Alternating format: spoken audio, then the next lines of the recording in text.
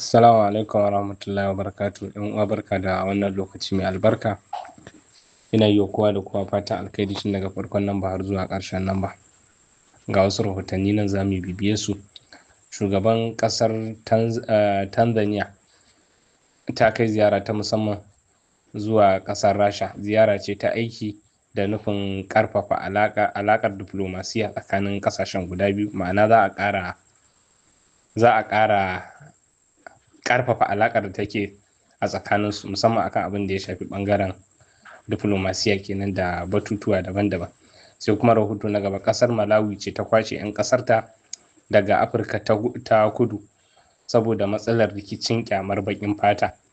Abubuwa dai suna ta ɗaukar harami a nan ƙasar ta Afirka ta kudu, kowa da ya riga ya sani, kuma wannan rigima ce da daɗaɗɗiya, ba yanzu aka fara ba.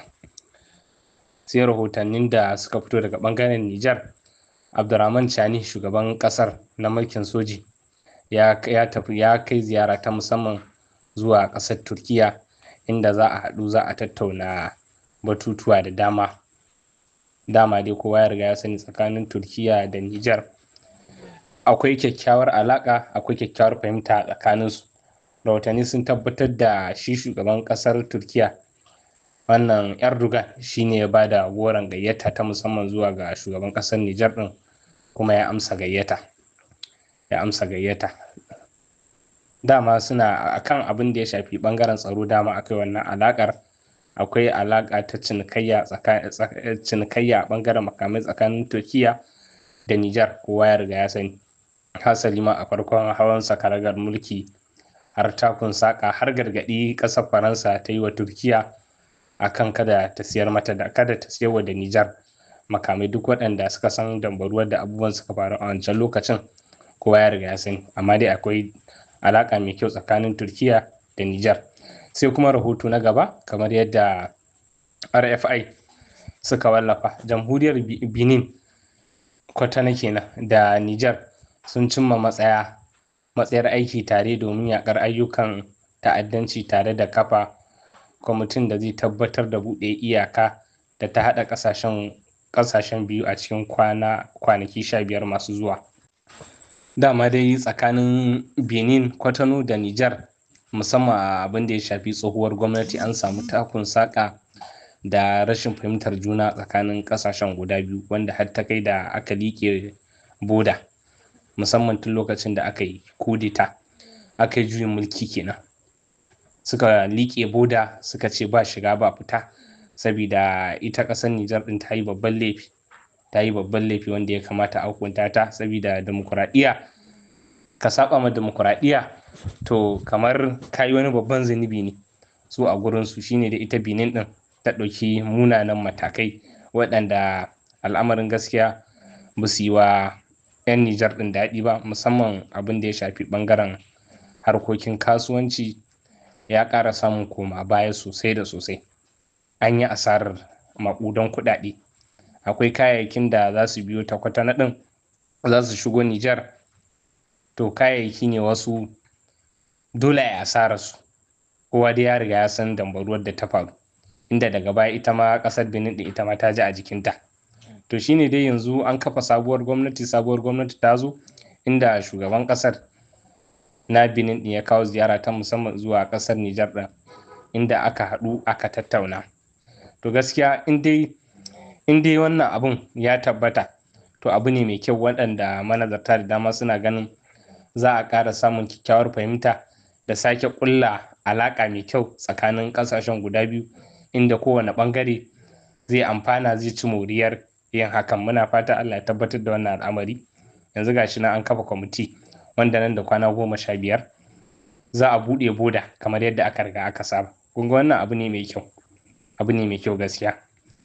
Allah ya ƙara haɗa kawunan ƙasashe maƙota ga baki ɗaya. Allah ya sa su haɗa kai su yi aiki tare, don rarrabuwar gaskiya ba ta da wani amfani. Wannan rahoton kuma da muke gani, wannan defense minister ne da shi da tawaga ta musamman dai ta ɓangaren ƙasar Kuwait. Kowa ya riga ya san abin da ya faru a jiya a ƙasar Kuwait, inda Iran ta yi amfani da missile da kuma jirage marasa matuƙa ta kai hari ƙasashe wajen guda 4 a nan yankin na ƙasashen Laraba. To shine nan Kuwait ɗin ne Defense Minister ne ya kai ziyara ta musamman zuwa asibiti domin duba lafiya ga waɗanda suka ji rauni. An ba da ƙididdiga aƙalla mutane sama da 63 su ne waɗanda suka ji rauni a wannan harin da aka kawo, duk da a ciki suna ikirari suna faɗa cewa abin ya shafi civilian fararen hula. Musamman akwai harin da suke ikirari wanda aka kawo nan airport na ƙasar Kuwait ya samu civilian da dama, duk da ita a nata ɓangaren Iran ɗin kai tsaye direct ko indirect zamu ce ne, ta fito ta ce ita bata kai hari airport na Kuwait ba, abin da ta faɗa kenan. Wannan dai wani abu ne na daban. Gashi nan a ɓangarori na gwamnatin ƙasar ta Kuwait su ma dai sun kai ziyara ta musamman zuwa ire-iren guraren da waɗannan abubuwa da suka faru domin a ga yanayin yadda ɓarnar ta kasance. Sun je sun gane wa idanuwansu. Allah ya kiyaye. Yanwa barka da dare. Duk wani Batijjani ya san Shehu Ahmad Tijjani jika ne na Sayyida Faɗima. Yana ɗaya daga cikin jikan Imam Hassan. Kowa ya sani nasabar shi a bayyane take, ba ɓoye ba. Kuma Shehu Ahmad Tijjani ba shi da wani guri da ya wuce nan. Kowane mutum yana taƙama da zuri'ar da ya fito ne. Wanda ya zauna a cikin Larabawa zai same su. Na faɗi wannan magana, akwai al'adu da yawa wanda za ka ji a tarihin sira ana karanta maka shi na tarihin abubuwa, abin da zai baka mamaki. Sai ka ga har yanzu akwai Larabawan da suke aikata shi, saboda mutane ne masu riƙe aƙida. Ma'ana mutane ne masu aƙida na ƙabilanci. Na sha faɗin wannan magana. Yaro ɗan shekara 15 zai miƙe tsaye da hannun shi, ba takarda zai ɗauko yana karantawa ba, zai dinga ƙirga da yatsan shi yana ce maka wance bin wance bin wance bin wance bin kaza bin kaza bin kaza bin kaza bin kaza, inda ka san yana karanta ABCD. Kamar yanzu yaro ɗan primary 5 ka ce karanta maka ABCD, ai da sauri zai dinga ABCD haka suke karanta nasabar su, saboda ba sa wasa da nasaba. A ɗabi'ar Larabawa kamar yadda na gaya muku, su ba wai 'yarka ta auri mai kuɗi shine sai a yi mata murna ba, a'a, jinsiyar ƙabilarta a samu ƙabilar ta fita ta ƙarfi ta zo ta auri 'yarka, to abin girmamawa ne da za a dinga raba halawa ana murna. Yarsu za ta shiga babban gida, ko da ko wannan ƙabilar talaka ce, ba ruwansu talauci, su dai su ga sun haɗa jini da babban ƙabila. Ka koma tarihin Quraishi, ka koma ka ji abin da ya faru tsakanin Banu Hashim da Banu Umayya. To har yanzu wannan abin da ake karanta mana tarihi irin shi saka yanzu Laraba suna yi. Kullum na faɗin wata magana, ba a makance na zauna a Saudiya ba ne. Na sami ilimi, komai na Allah akwai hikimar shi. Na ga abubuwa da yawa, na sha ba da wannan labarin.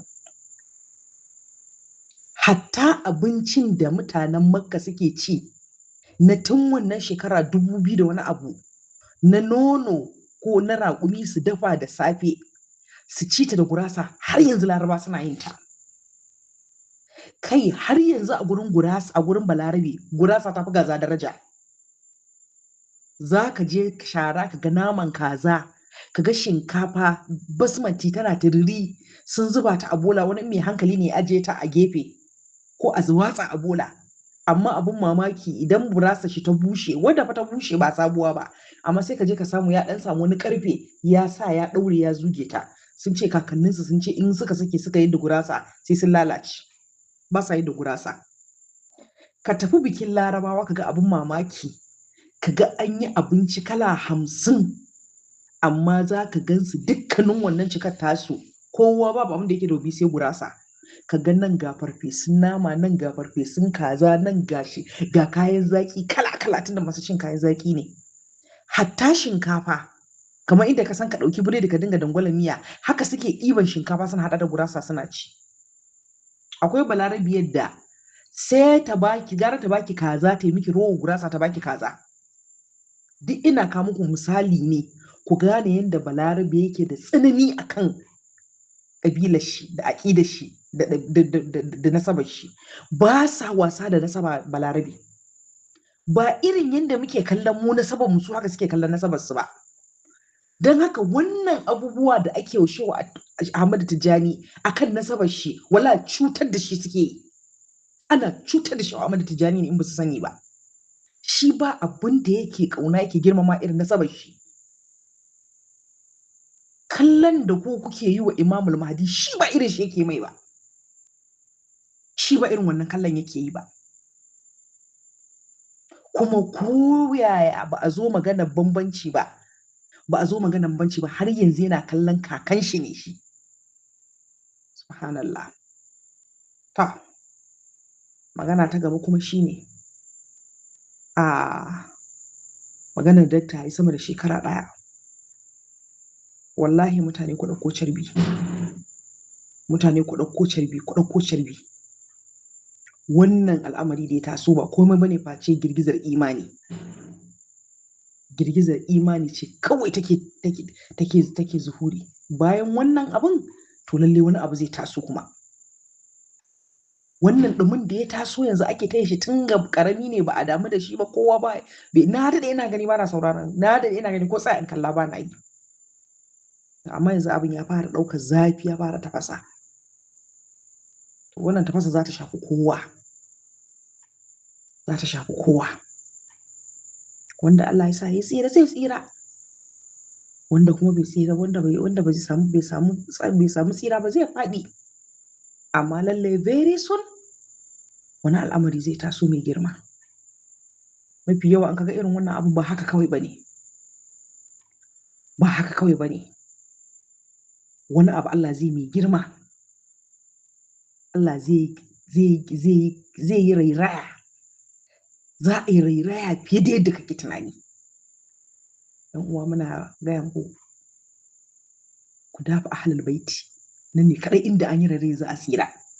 Wanda duk Allah ya sa hannun shi ya taba ahlul baiti ya zama su ya jingina da su, to shine kadai zai kubuta. Amma duk wanda hannun shi bai ji ya taba ahlul baiti ba, to fa zai faɗi. Saboda shi ma Ahmad Tijjani a cikin ahlul baiti yake. Kuma ko kai kanka da kake tunani kamar ka taba ahlul baitin ka tsira, a'a ka ci gaba da addu'a, saboda akwai hijabi gurin tabawar. Wuri ne ka kai hannunka ka taba, amma an sa maka hijabi a tsakiya. In ba idan da za ka iya ganin hijabin nan bane da kai, to kai a hankali. Kai a hankali, kai intabi. Ai intabi yan uwa. Wannan kaya din ba shi ne abin ba, a'a bayan kaya din, bayan wannan surutan menene abin da zai faru bayan shi, shine abin tsoron. Shine abin tsoron abin da zai faru bayan wannan. Amma lalle wannan maganganun masu girma da suke tasowa, wannan abu da suke tasowa gima-gima, wannan abu magana fa ta wuce da kuke tunani. Wannan halara kai tsaye ake tabawa. To bayan wannan abin, to wani abu zai faru. Wannan shine gaskiyar zance. Mai zagi na ya zage ni, mai tsine min ya tsine min. Amma na faɗa wata rana zaka tuna wannan magana ta, in ka samu ka tsira zaka gode wa Allah. Wanda kuma ya zame zai tuna ta zai kuka. Allah ya ba mu rai da lafiya. Kai ma kana shi'a, to ka ci gaba da addu'a, ka samu ka tsira ka haye. Ko a ina kake ka samu ka hira ka tsaye, ahlul baitin su karbe ka, ka samu ka haye, ya zama ahlul baitin sun karbe ka. Girgizar imani tana nan tana ci. Allah ka rufa mana asiri. Allah ka karbi imanin mu. Allah ka karbi imanin mu. Allah ka karbi imanin mu. Allah ka karbi imanin mu. Allah ka sa mu haye. Allah ka sa mu haye. Allah ka sa mu haye. Allah raba mu da ruɗan nan na shedan. Wannan girgiza Allah ya sa ta gama girgiza ta kyale mu daram. Allah ya sa kafafunmu sun kama ƙasa.